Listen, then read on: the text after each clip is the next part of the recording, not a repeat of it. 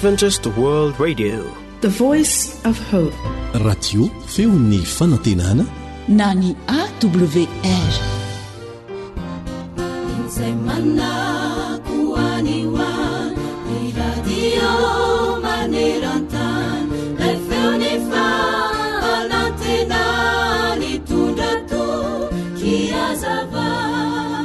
Nipetraka tany amin'ny nosy kely anankiray atao hoe Oahu tany Hawaii Liza.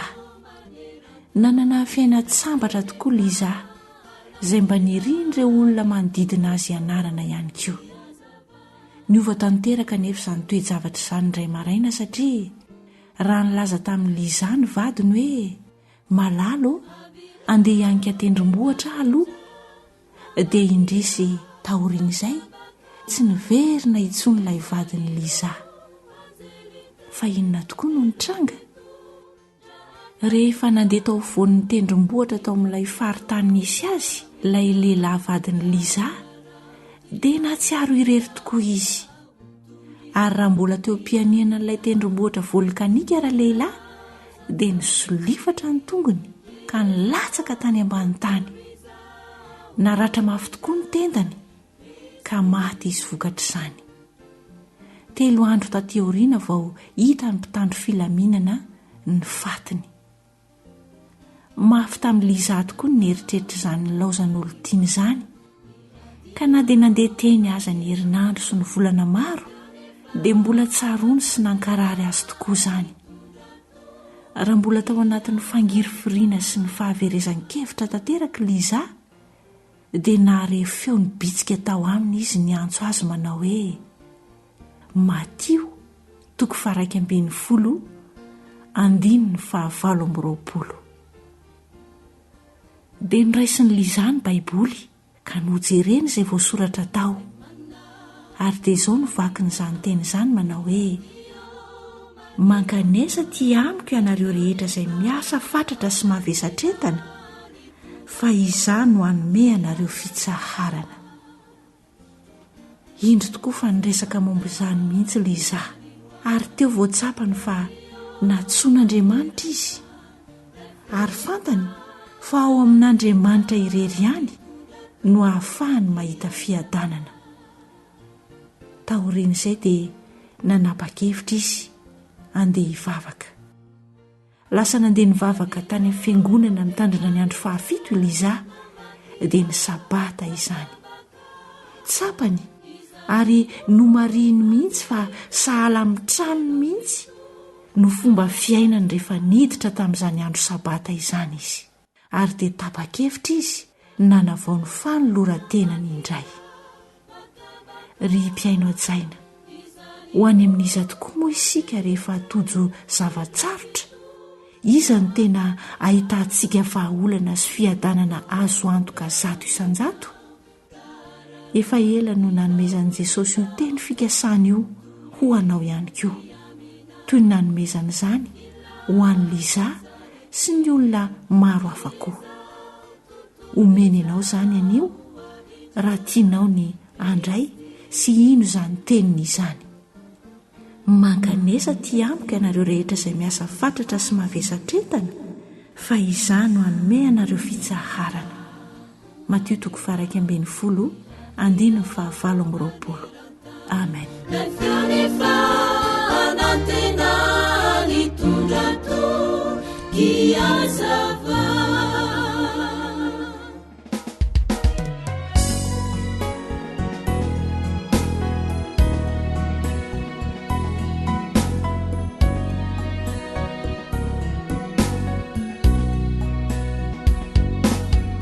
Rambola eto an-tany dia maro ny manjo,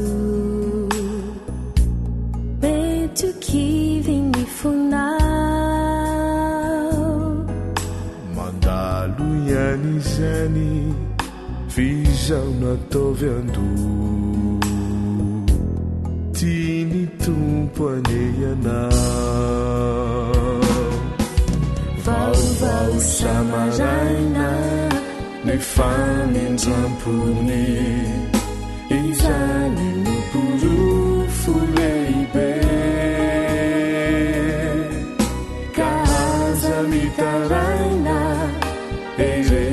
zany ty saianao mihira hoe ny fahasoavany Jeso no natoizao ay ny fitiavany lehibe no notafiny ay na de tsy mendrika zao de fanisano zandriny tsy mba mpanompontsonyanye faopiray lovaniny na de andalo fitsapa de tsy hokivyao na hofakarandalala de hopandresyao satria ny tompo lehibe nefa mitarika lidy mandrapatonga kwa etena vaovao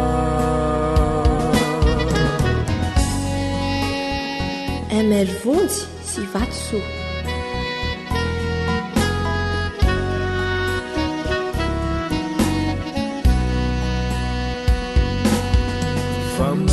Mampaheranao ao hoanao zay kilampo o maherezany vavao olana rehetra vavahany avoko Jeso no tompo tsy mandao vaovao samaraina ny famindrapony izany no porofo lehibe ka aza mitaraina erezo zany dy saianao mihira hoe ny fahasoavany Jeso no natoizao ny fitahiny lehibe no notafina na de tsy mendrika zao de fanisano zandriny tsy mba mpanompontsony re faopiray lovaniny na de andalo fitsapa de tsy hokivyao na hofiakaranamala de hopandresyao satria tompo lehibe no efa mitarika lidy mandrapatonga kwa edena vaovao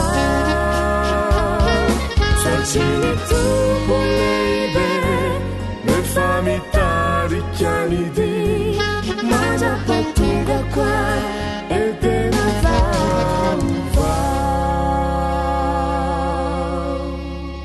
zay lay onjany fanantenana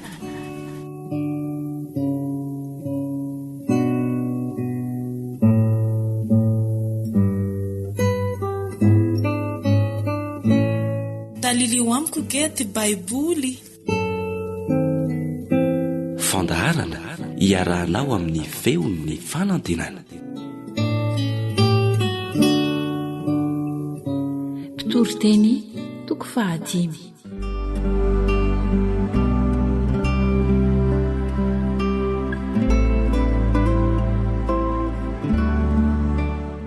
aza angambava ary aza malaky manonona teny eo anatrehan'Andriamanitra ny fonao fa Andriamanitra dia any an-danitra ary ianao ety an-tany koka ho vitsy ny teninao fa ny habean'ny fisasarana ny mahatonga ny nofy ary ny habean'ny teny no isehoan'ny rediredin'ny adala raha mivoady amin'Andriamanitra ianao aza manao ampitso lava fa tsy hankasitrahany ny adala koa efao ny voadinao aleo tsy mivoady toy izay mivoady ka tsy mahefa aza vela hatonga heloka amin'ny tenanao ny vavanao ary aza manao eo mason'ny anjely hoe nyteny tsinay aho nahoana no tezitra amin'ny teninao Andriamanitra ka hanimba ny asan'ny tananao fa amin'ny habean'ny nofy dia misy zavapoana ary toy izany koa ny habean'ny teny fa Andriamanitra no atahory.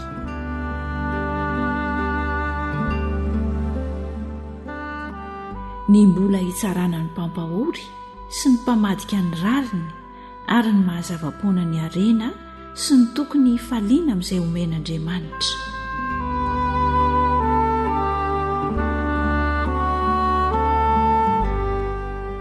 Raha hitanao ny fampahoriana ny malahelo sy ny famadiana ny fitsarana sy ny rariny amin'ny tany dia aza gaga amin'izany fa misy ambony kokoa mibanjina ny ambony ary mbola misy ambony noho ireo indray aza. Fa na dia izany rehetra izany aza dia mahasoa ny tany ny fisian'ny mpanjaka amin'izay tany volena. Izay tia vola tsy eto voky vola ary izay fatrapiti arena be dia tsy eto voky ny fitombokarena. Fa zava-poana koa izany. Raha mitombo ny fananana dia mitombo koa ny mpihinana azy. Ary inona ny soa azon'ny tompony afa-tsy ny mijery maso azy fotsiny ihany? Mamy ny torimason'ny mpiasa, na homan-kely na homam-be izy, fa ny eben'ny ananany manan-karena kosa no tsy ahitany tory. Misy raha tsy mahaory efa hitako aty ambany masoandro, dia arena tehirizin'ny tompony nefa mampidi-doza amin'ny tenany, sady levony izany arena izany noho ny loza manjoa ary miteraka zaza lara lehilahy nefa tsy misy na inona na inona eny an-tanany. Toy ny nivoa amin'ny tanjaka avy tany an-kibon-dreniny dia toy izay niaviany ihany no iverenany, ary tsy isy na inona ho entin'ny tanany ho valy ny fisasarany. Dia raha tsy mahaory koa izany fa toy izay niaviany indrindra no andehanany, ary inona ny soa azony no ny sasarany ho an'ny rivotra, ary koa ho mamaizina amin'ny androny rehetra izy, sady manana alahelo be sy fahoriana ary fahasosorana. Indro efa hitako izay soa sy izay tsara dia ny mihinana sy misotro ary mifaly amin'ny fisasarana rehetra izay isasaran'ny olona ty ambany masoandro amin'izay andro vitsy iaina nomen'Andriamanitra azy, fa izany no anjarany. Ary koa ny olona rehetra izay omen'Andriamanitra vola mankarena sady omeny fahefana hinanany azy sy ahazon'ny anjarany sy hifaliana amin'ny fisasarana dia fanomezan'Andriamanitra izany, fa tsy ahatsiaro loatra ny andro ny ainana izy, satria ny fahafinaretany fony no avalin'Andriamanitra azy.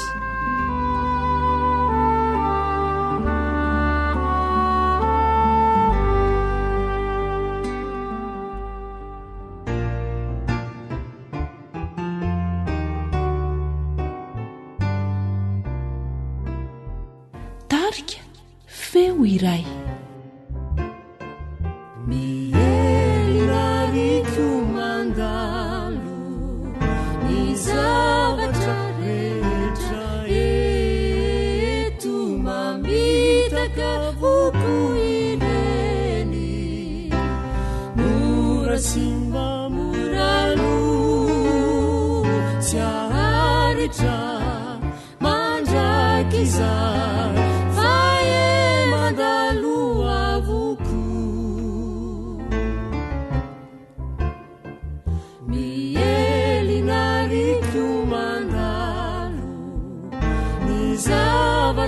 rehetra eto mamitaka voko ireny mora simba morano tsy aharitra mandraky izay fa mandalo avoko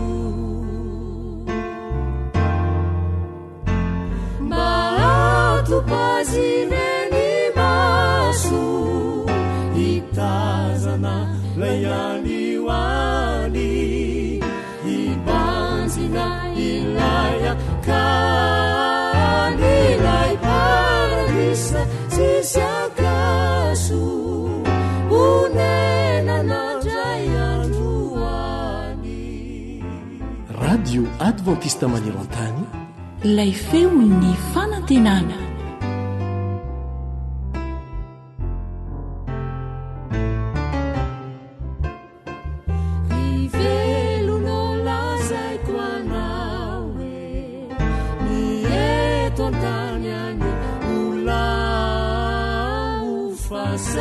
nanao varimarina manadino ilay fodina karaisoje sopanadio ny otanao rehetrany mba atopazireny maso itazana layani wani ibanzina ilayakani ilay paradisa sisiakaso unenanandray androany. AWR manolotra ho anao feon'ny fonantena.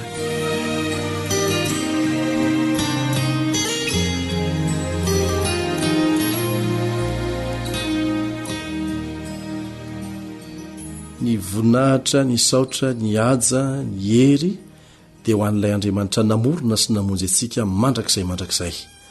Angatahantsika hatrany kosa ny fahasoavany mba tsy ho tapahany amintsika mihitsy. Ary misaotra azy isika satria nomeny fotoana ahafahana mianatra ny teniny. Ary mandray fahasoavana be dehibe, tombontsoa be dehibe avy amin'izany. Milohan'izany dia manasanao hiaraka ivavaka isika aloha.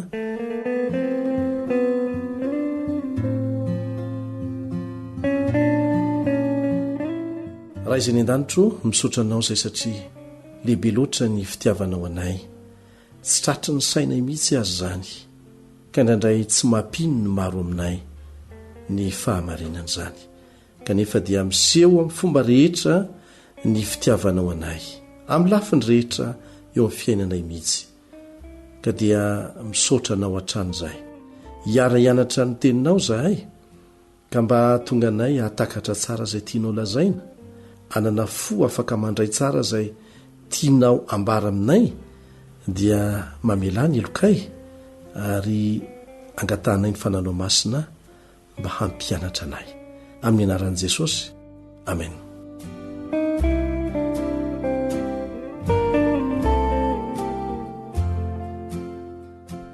Mitoy ihany ny fiarahantsika mianatra mikasika ilay andro anankiray izay nataon'Andriamanitra ho tsarovana manokana. Izy mihitsy ny teny hoe tsarovy. Inona re izay andro izay e?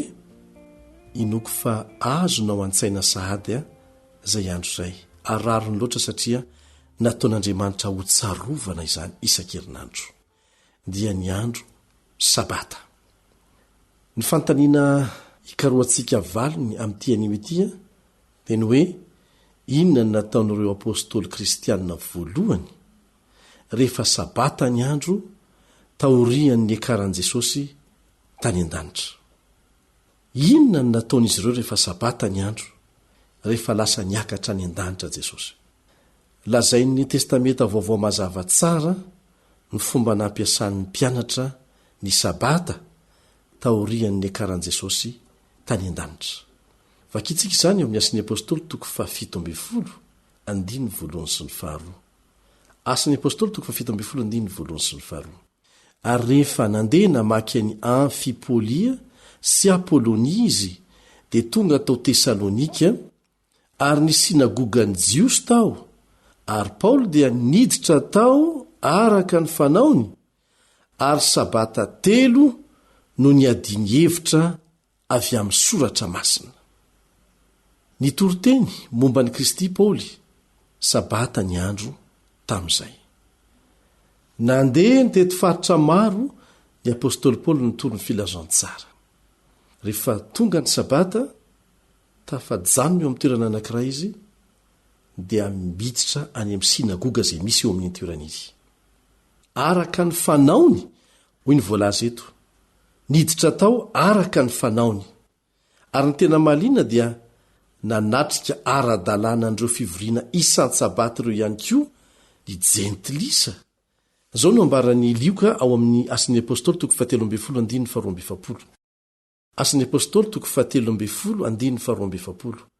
Ary rehefa nivoaka izy dia nangatahany ho lazaina amin'indray zany teny zany am sabata manaraka. Tsy nampirisika azy ireo iverina amin'ny andro hafa ny apôstôly Paoly, fa araka ny voalazan'ny soratra masina manao hoe ary noho ny tamin'ny sabata manaraka dia saiky tafangona avokoa ny tao an-tanàna rehetra iaino ny tenin'Andriamanitra. Isan'ny sabata dia tsy hoe miangona fotsiny ny olona amin'izany fotoana izany ao amin'ny sinagoga, fa mifanakalo hevitra mihitsy mikasika ny soratra masina. Zay zany zavatra anankiray anisan'ny programa lehibe ao anatin'ny sabata. Ilay teny hoe noho ny tamin'ny sabata manaraka dia saiky tafangona avokoa ny tao an-tanàna rehetra dia hitanao amin'ny Asin'ny Apôstôly 13 andininy fa 420. Asin'ny Apôstôly 13 andininy fa 420. Ny tao an-tanàna rehetra mihitsy ny tonga ary dia raintsika Andriamanitra noho izany. Inona moa no mitranga raha toka ny ray tanàna no tonga miakohaka amin'ny mpamorona isan-sabata? Tsy mahafinaritra ve zany? Manambara firaisana eo amin'ny firenena rehetra ny sabata. Rehefa tonga ny sabata, na aiza eran-tany, na samy hafa aza reo olona izay manaja n'izany sabata izany, dia miray fo mampitodika ny masony, ny sainy sy ny fanahiny any amin'ilay ray izay namorona sy namonjy azy. Ny advantista maneran-tany moa dia manana ny antsoina hoe leson'ny sekoly sabata, izay iraisana maneran-tany, miova isaky ny 3 volana ny lesona izay ianarana ao amin'ny tenin'Andriamanitra. Misy fandalinana manokana ny soratra masina, dia mitovy avokoa ny zavatra ianarana isan'andro, na dia miova foana azy izy ireny isa 3 volana, dia mitovy avokoa maneran-tany. Rehefa tonga ny sabata dia ifanakaloza-kevitra izany. Izay dia manasa anao any amin'ny toerana izay misy anao any rehefa mahita fiangonana advantista ianao, dia manasa anao izay mba hiditra ao rehefa tonga ny sabata, mba hahafahanao mahita n'izany tombontsoa avy amin'ny fikaroana atao ao amin'ny tenin'Andriamanitra izany. Misy fifanakaloza-kevitra kasika ny fianarana ny tenin'Andriamanitra ao, ary misy fitahiana be dehibe mihitsy azo avy amin'izany.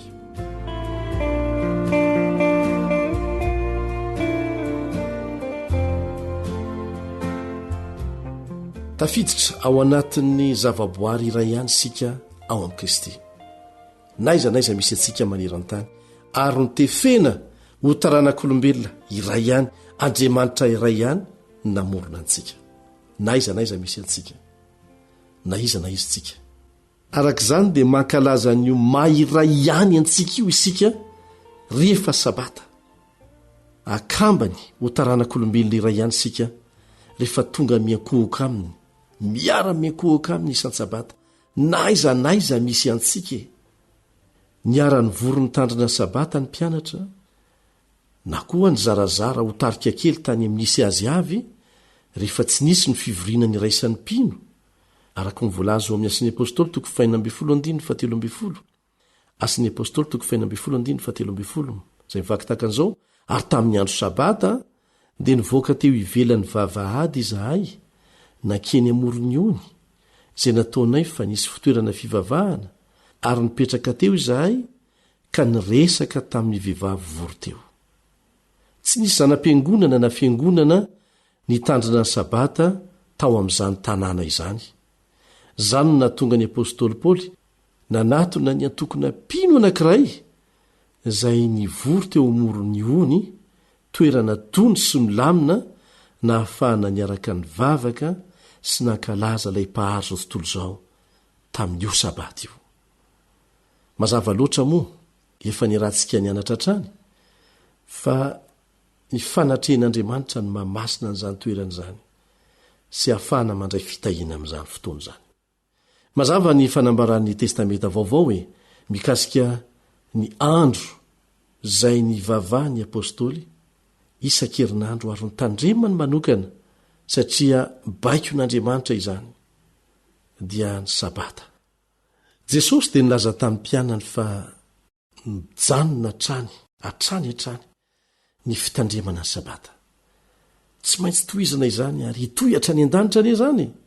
Nitandrina ny sabata Petera, nitandrina ny sabata i Paoly. Ny boky ny Apokalipsy dia ahitantsika ny fanamafisana izany fitandremana ny sabata izany mipakatra any amin'ny fiainana mandrakizay. Ka dia miantso antsika hiveriny akoho ka mpamorona antsika isa-sabata. Tsy an'ny advantista ny sabata, tsy an'ny jiosy. Raha tsy mbola teo akory ny raiben'ny jiosy voalohany dia efa teo ny sabata. Raha mbola tsy nisy mihitsy zany hoe advantista izany dia efa teo ny sabata, satria sady tsy an'ny jiosy zany ny tsy an'ny advantista fa natao an'ny olombelona rehetra ary Andriamanitra nametraka azy. Amin'izao andro farany tantarany tany izao dia miantso antsika hiverina amin'ny tena fiankofana marina aminy ny fanambarany Jesosy Kristy voalaza ao amin'ny Apokalipsy. Misy fitahiana tononon'Andriamanitra manokana amin'izany sabata izany ho an'izay mitandrina azy. Ka dia asaina ianao mba handray anjara amin'izany fitahiana zany. Amen.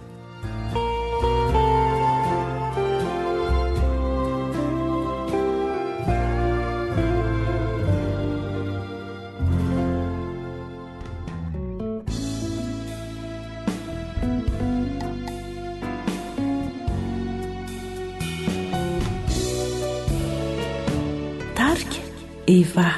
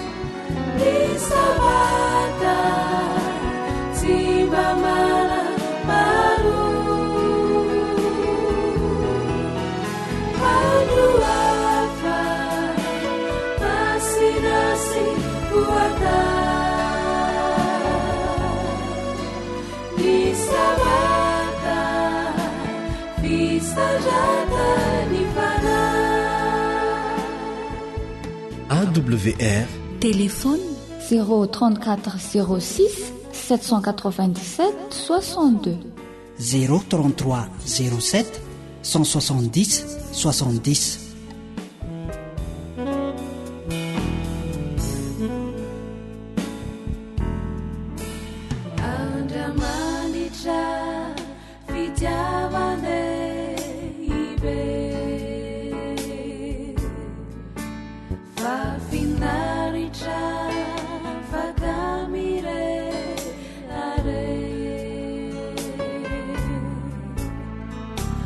Zanakana tuna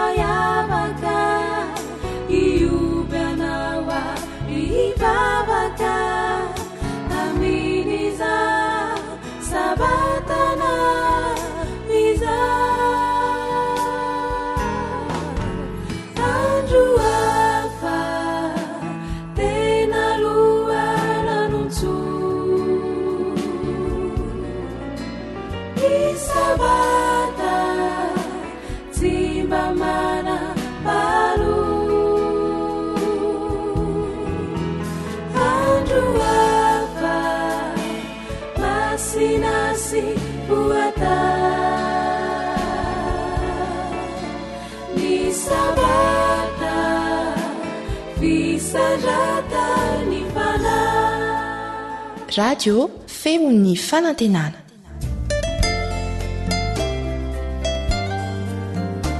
arena ny fahasalamako arena ny fahasalamako famela belarana ara-pahasalamana hitondrana torohevitra mahasoa ahatonga Madagasikara ho faritra manga ahitana olona salama sy matanjaka ary ela velona atolotry ny onjam-peo ny feon'ny fanantenana sy ny ONG Ziksoaba miaraka amin'ny dokotera Iva Ravelson.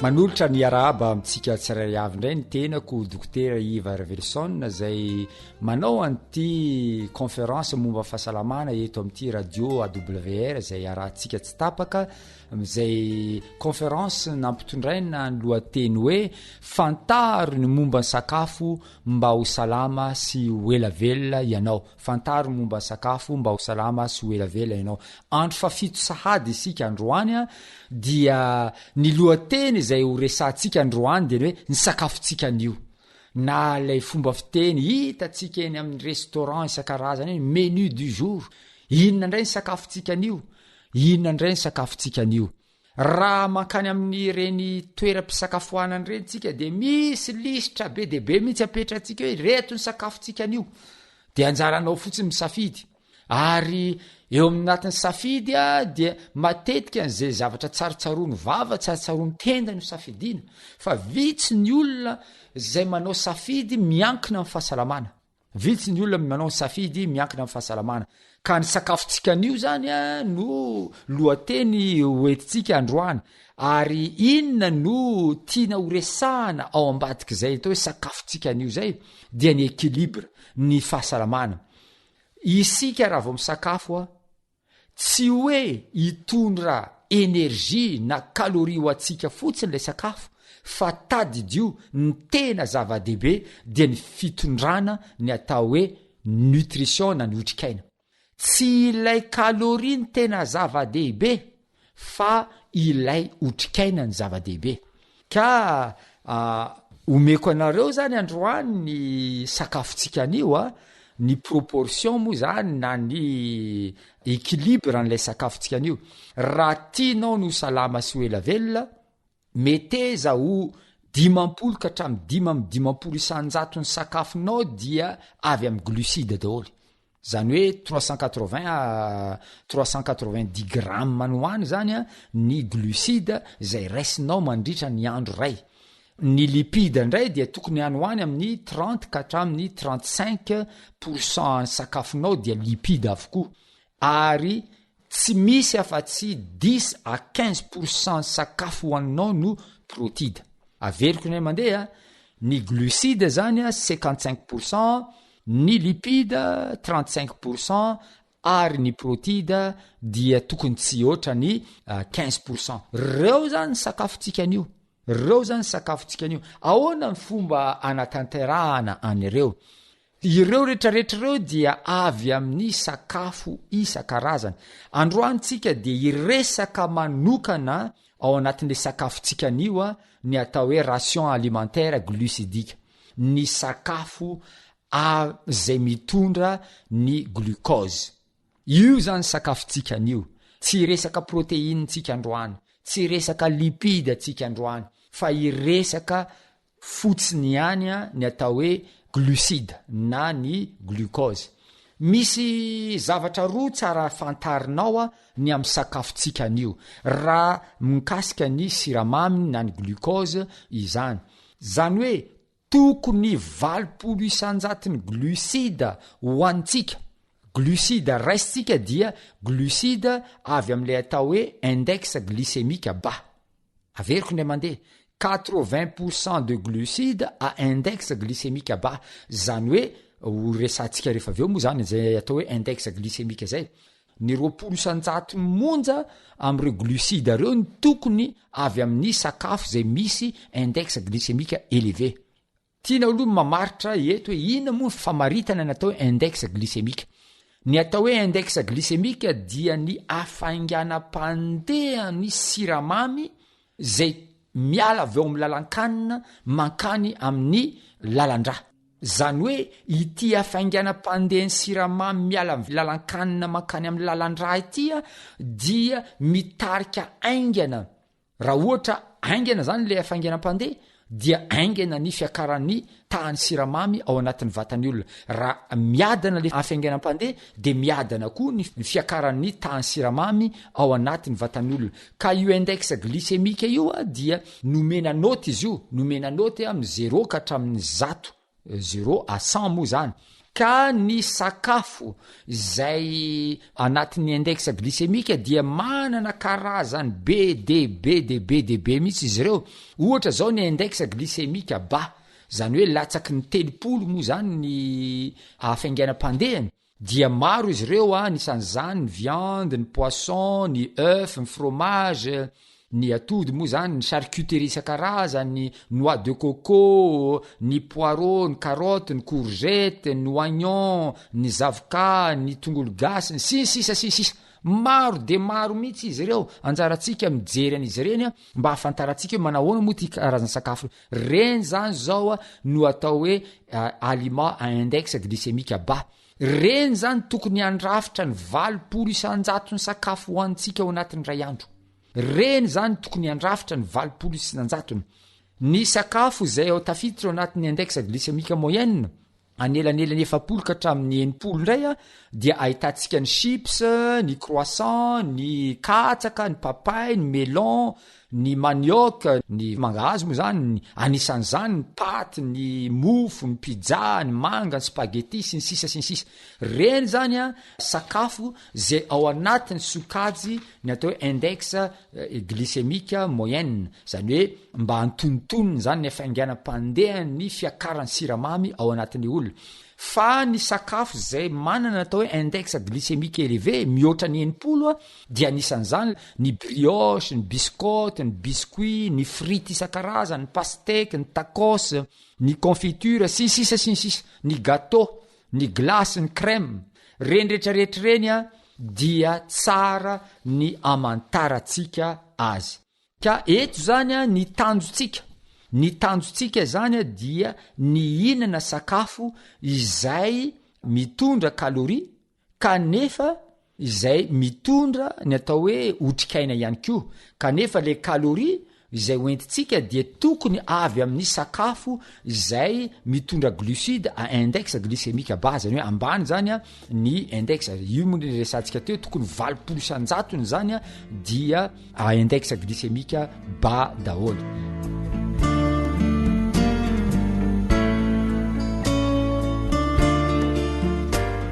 Inona ny zavatra azo resahana momba fandrahoan-kanina? Satria ity afainganam-pandehany fiakaran'ny tahany siramamy ao anatin'ny lalandra ity dia miankina betsaka amin'ny fandrahoan-kanina. Miankina betsaka amin'ny fandrahoan-kanina. Eto dia tiako manamarika fa ny fandrahoan-kanina dia manapotika ny atao hoe otrikaina. Na otrikaina inona io na otrikaina inona ao anatin'ny sakafo anankiray dia potehany fandrahoan-kanina daholo. Anisan'izany ny vitamine, anisan'izany ny antioxydant isan-karazany izay miasa be dia be mihitsy amin'ny fisorohana ny atao hoe cancer. Fa ankoatra zay, ity fandrahoan-kanina ity dia mitarika ny famokarana ny atao hoe toksika. Zany hoe be dia be mihitsy ny toksika, ny poizina vokarin'ny fandrahoan-tsakafo. Anisan'izany ny glycation. Zany glycation zany de poizina manahirana mihitsy zay azo ny olona anankiray avy amin'ny alalan'ny sakafo zay nandalo afo. Anisan'izany ny acrylonide, ny amine isan-karazany, ny amine hétérocyclique moa zany ny resahako, ary anisan'izany ny carboxymethylysine. Reo zany dia karazana poizina izay vokarin'ny sakafo izay nandalo afo. Zany hoe enao zao ohatra zao, raha ohatra enao zao moa atao anatin'ny vilany de andrahoana tsikelikely ampadalovina afo enao, rehefa manomboka mamay le rano de miteny ianao tena tsy zakako tsony zany zavatra any de lasa misy réaction de ohatran'izany ko ireo sakafo reo ao anatin'ny vilany ao ohatran'izany ko ireo sakafo reo ao anatin'io lapoaly io tratra ny hafanany izy dia misy réaction ao anatiny ao misy fiovany ao anatiny ao ary lasa mamokatra poizina ireto sakafo ireto ka tsara ny mamantatra an'izany fa ny zava-dehibe satria miresaka index glycémique atsika eto ny fandrahoan-kanina dia mampiakatra ny hafainganam-pandeha ny siramamy mankao anatin'ny lalan-drà ohatra efa raisiko matetika eto ny karoty manta dia 16 ny index glycémique ny karoty sauté dia 46 ny index glycémique ary ny karoty cuite lefa miparasaka iny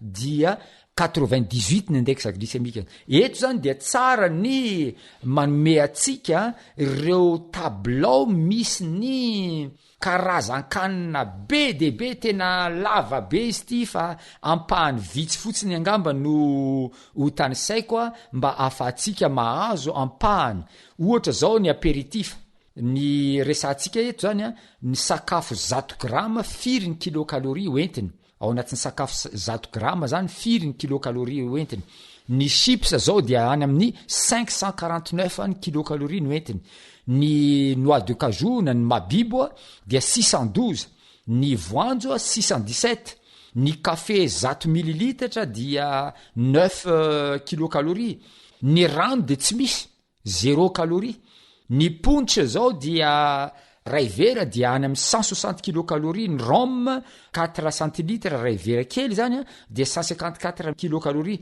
ny whisky zao 20 centilitre dia 384 kilocalorie zany hoe raha jerentsika ireo dia miovaova ny karazana tahany kalorie ny lanjany kalorie zany hoe ny abeny kalorie raisina avy amin'ny sakafo tsirairay avy raha raisitsika indray ny coquillage isan-karazany ny crevette zao dia mitondra kalorie any hoany amin'ny 98 any ny crabe na ny drakaka dia 85 kilocalorie ny langouste 110 ny huître 70 ny trondro zao ohatra dia ny merlan dia mitondra 90 kilocalorie ny sardine dia mitondra 125 kilocalorie raha jerentsika indray ny amin'ny viande na viande ninna na viande ninna dia samy manana ny maizy azy izy ireo ohatra zao ny agneau dia 110 hatramin'ny 320 de ohatran'izany koa ny porc hatrany amin'ny 440 izy ny kisoa zany ny poulet na ny akoho dia 150 ka izao ireo zavatra ireo zany miovaova arakaraka ny toerana misy an'ilay izy ohatra zao ny lelan'omby dia kelikely kokoa ny kalorie azo avy amin'ny lelan'omby raha oharina amin'ny kotileta raha oharina amin'ny foie ny foie gras zao dia tena ambony be mihitsy ny kalorie hoentin'ny foie gras satria anoany amin'ny 450 kilocalorie any raha ohatra ka 330 ny amin'ny jambon izany rehetrarehetra zany dia maneho atsika fa mila fantaritsika ny sakafo zay hoantsika tena mila fantaritsika ny sakafo zay hoantsika ny légume ny fruit sy ny voanjavatra isan-karazany dia somary ambany ny kilocalorie zay hoentiny izy ireo ny anisany ambony zany zao dia ny zavoka 100 grama dia any hoany amin'ny 200 kilocalorie any ny otrikaina ny angovo hoentiny zany ary ny voamaina any hoany amin'ny 120 kilocalorie any ankoatra ireo dia tena ambany dia ambany ny kilocalorie hoenti ny légume sy ny fruit sy ny voanjavatra ohatra zao ny aubergine 29 ny betterave 40 brocoli 34 ny carotte 38 ny céleri 20 ny chou 28 ny courgette 30 ny salade 18 ny poivron 22 zany rehetrarehetra zany dia maneho amintsika fa mila fantaritsika ny sakafo satria ireo angovo entin'ny sakafo ireo dia mamaritra ny zavatra hoentin'ny sakafo eo amintsika tsirairay avy inona ny tsara ho fantatra tsara ho tazomina manoloana an'izany rehetrarehetra zany tadidio fa raha mihinan-kanina be loatra ianao dia hitombo ny kalorie raisin'ny vatanao ary rehefa mitombo ny kalorie raisin'ny vatanao dia mitombo ny lanjanao dia lasa matavy ianao ary rehefa matavy ianao de tadidio fa ny fahatavezana dia tranobe ny aretina tranobe ny aretina de misy manampahaizana anankiray miteny hoe l'obésité c'est le lit de la maladie zany hoe karazany hoe kidory atoriny mikrobany ny atavezana ary misy ataoko hoe dokam-barotra anankiray zay fantatsika loatra zay tsara kidory tsara torimaso ka ny mikroba zay matory eo amin'ny olona matavy zany de tena tsara torimaso le mikroba mahazo oainy ery de enao ny maty aingana satria mahazo vahana ndray zany le mikroba eo amin'ny atavezana ka ny finanana-kanina betsaka dia tena tsy tsara mihitsy satria mampiena ny tahany fahaveloma ny olona anankiray ary ampatsiahivoko anareo eto lay fomba fiteniny zareo any Japon ny zo japonais ao Okinawa moa zany ny resahako eto de isaky misakafo izy ireo de miteny an'lay fomba fiteny hoe arabuchi me sololay hoe mazoto homana zay mantsy ny ataotsika rehefa isakafo mazoto homana de ny dikan'lay arabuchi me raha teo ela velona aza manao voky ka izay ndray zany ny azo omenatsika androany tamity andro fahafito tamity conférence itya dia mino fa izay sakafotsika anio zay dia ampazoto homana anao kanefa tsy anao voky mba hatonga atsika ho lava velona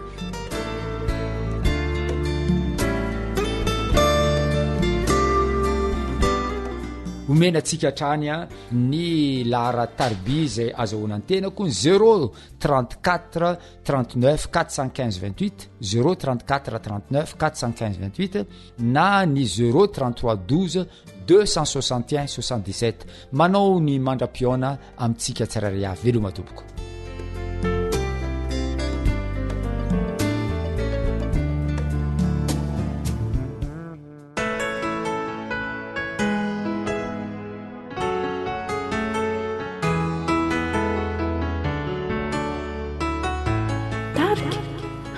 Kristi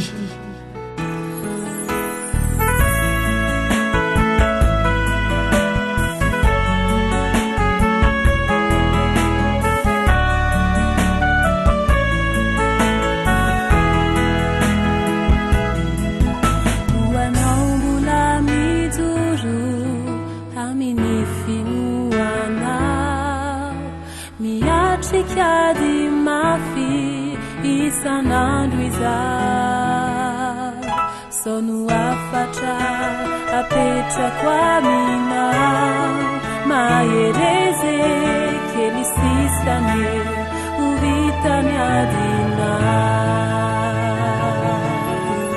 ireo sento sy tomany zay ainanao ety mandalo ihany zany fa tsy odori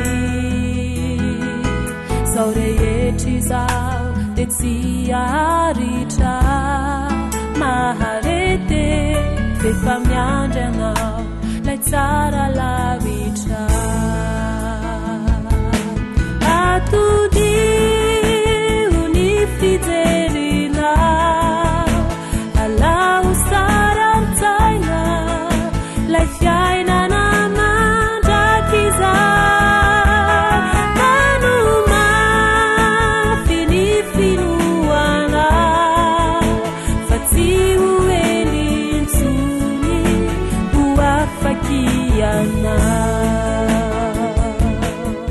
ankoatra ny fiainoana amin'ny alalan'ny podcast dia azonao atao ny miaino ny fandaharany radio AWR sampananteny malagasy isanandro amin'ny alalan'ny YouTube AWR feon'ny fanantenana mikiry amin'ireo litranao mba efimpirimpiry nono lavinao ilay tanana maniry anafaka fanaleonao zao tontolo izao zay feno fitaka atodio ny fijerina alao sara mtsaina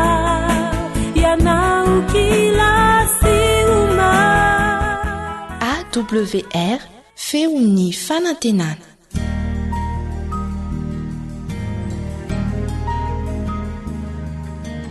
Faniteninao no fahamarinana.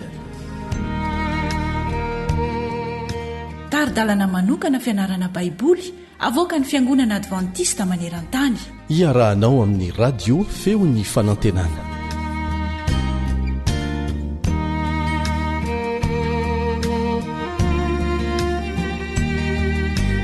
Soratsika ilay Andriamanitra namorona sy namonjy antsika manome fahafahana antsika miara-mianatra ny teniny tahaka an'izao araroto ny fahafahana mbola mianatra malalaka ny tenin'Andriamanitra satria ho avy tokoa ny fotoana tsy hafana manao an'izany ary araka izay azo atao dia ataovy tsy anjery na izao tadidiana araka izay azo atao ny ampahany betsaka amin'izany. Miaraka aminao eto indray ny namanao Elion Andriamitanso. Iaraka hivavaka isika.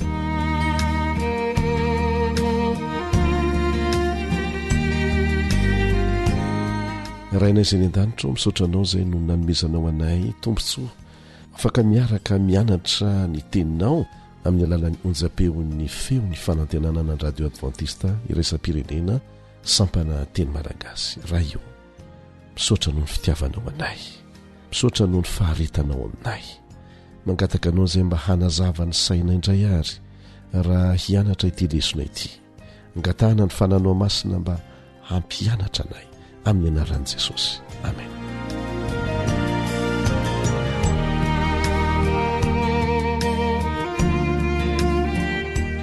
Ovakitsika indray ary aloha ny tsenjery dia rehefa aveo samy miara-mianatra ity andininy ity ho atao tsy anjery. Ao amin'ny Efesiana 3:20 sy 20 no ahitanao azy.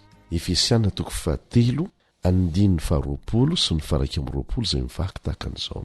Ary ho an'izay mahay manao mihoatra noho ny zavatra rehetra, eny mihoatra lavitra noho izay rehetra angatantsika na heverintsika azy, araka ny hery izay miasa ato amintsika, ho azy eny voninahitra ao amin'ny fiangonana sy ao amin'ny Kristy Jesosy hatramin'ny taranaka farany indrindra mandrakizay. Amen.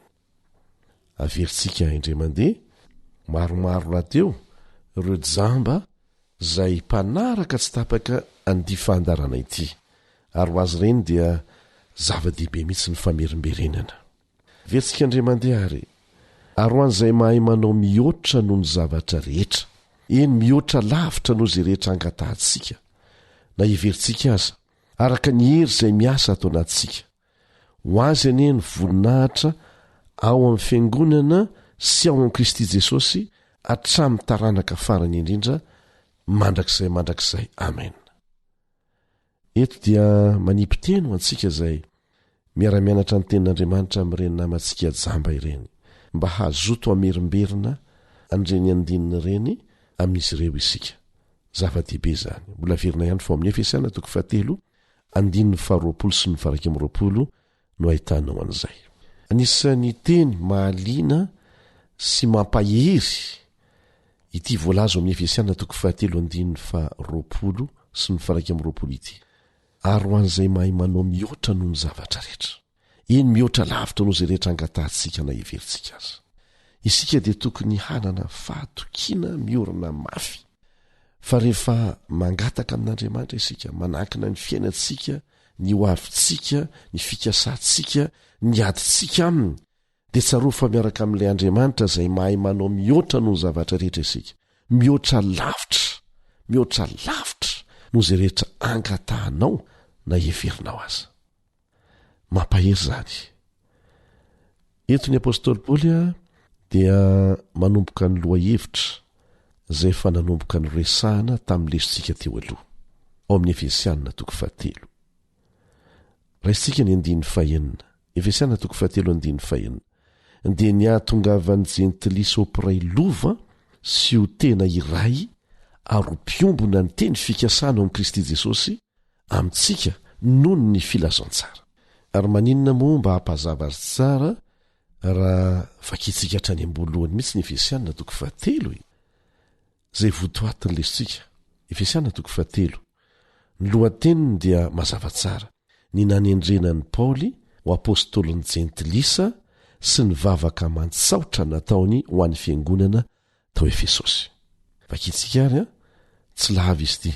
Noho izany izao Paoly mpifatotra any Kristy Jesosy noho ny aminareo jentilisa, raha ambarenareo ny fitondrana ny fahasoavan'Andriamanitra izay nomena ao anareo, fa fanambarana no nampahafantarana ny zava-miafina araka ny voasoratro tamin'ny teny fohifohy teo. Ary arak'izany raha mamaky ianareo dia ho hainareo fantarina ny fahafantarako ny zava-miafina ny amin'i Kristy, izay tsy mbola nampahafantarina ny zanak'olombelona tamin'ny taranaka lasa tahaka ny fanambaran'ny fanahy ankehitriny amin'ny apôstôly masina sy ny mpaminany, dia niahatongava ny jentilisa ho mpiray lova sy ho tena iray ary mpiombona ny teny fikasana ao amin'i Kristy Jesosy noho ny filazantsara. Zay ilay zava-miafina. Zay filazantsara, vokatry ny filazantsara. Tsy dia mahagagantsika intsony zany hoe jentilisa, zany hoe olona hafa firenena noho ny jiosy iray fiangonana amintsika, iray fanantenana. Isika tsirairay avy dia ao anatin'izany. Ny akamaroantsika kristianina aza dia izany daholo. Jiosy ara-panahy sika, fa tsy jiosy ara-nofo. Zava-baovao tanteraka izany ho an'ireo kristianina tamin'izany fotoana izany, ho an'ireo mpamaky ny tantaran'ny apôstôly Paoly tamin'izany andro izany. Ny hevitra ny jiosy tamin'izany fotoana izany fa izy ireo ihany ny olon'Andriamanitra, ka dia nifidy ny apôstôly Paoly Andriamanitra mba ilaza vaovao mahafaly izay votoatiny lesontsika mandritra ny andro vitsivitsy. Nitohizan'ny Paoly ny fanoratany tsindrimandry avy amin'Andriamanitra, dia resahany ny amin'ny fitiavany mitory ny filazantsara amin'ny jentilisa izay tena antony nanirahana azy. Dia hitantsika koa fa miatrika zavatsarotra ny apôstôly Paoly eo amin'ny mpanitarana an'izany asan'izany, anisan'izany ny fidirany amponja tao Roma. Fantatsika koa ny fanolorantena no an'ilay zava-miafina izay ivo ny filazantsara. Inona izany? Dia ny filazana mazava tsara ampahabe maso fa mitovy laharana amin'ireo rahalahy sy anabaviny, anadasy rahavaviny jiosy, ireo jentilisa miara-mivavaka aminy ao am-piangonana. Mora dia mora ny andraisantsika an'izany amin'izao fotoana izao, kanefa tsarovy fa mafy nahazo ny apôstôly Paoly tamin'ny filazanana izany teo anivon'ny jiosy sy ny jentilisa. Tsy mora ny mandresy lahatra ny olona amin'ny zavatra tsy nahazatra azy, amin'ny fahamarinana tsy fantany, ary mety hiatra amin'ireo izay mijoro ny fahamarinana rehetra izany. Tsapantsika ny hafanampon'ny apôstôly Paoly ho an'ny fiangonana, iraka lehibe nampanaovina azy izay mahafoaka izao rehetra izao mihitsy. Rentsika izy mivavaka midira an'Andriamanitra noho ny fanehoan'ny fahasoavany amin'ny alalan'ny fiangonana. Raha fitinina dia saina izasenao iompo-po amin'ny apôstôly Paoly ao anatin'ny fitiavany filazantsara, izay fahasoavana ho an'ny rehetra, tsy misy ankanavaka, fomba mitovy noho ny amin'i Jesosy Kristy zokontsika, izay nanaiky ho faty isoloantsika. Hinoko fa ahalinantsika ny anaraka an'izany fiarah-mianatra izany, ka dia manasanao izay mba tsy handiso fotoana isaky ny miara-mianatra isika. Mandra-pioana ary.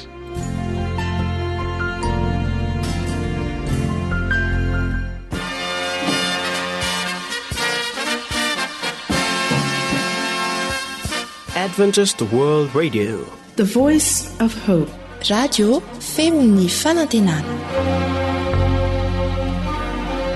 Ny farana treto, ny fanarahanao ny fandaharan'ny radio feo fanantenana na ny AWR amin'ny teny malagasy.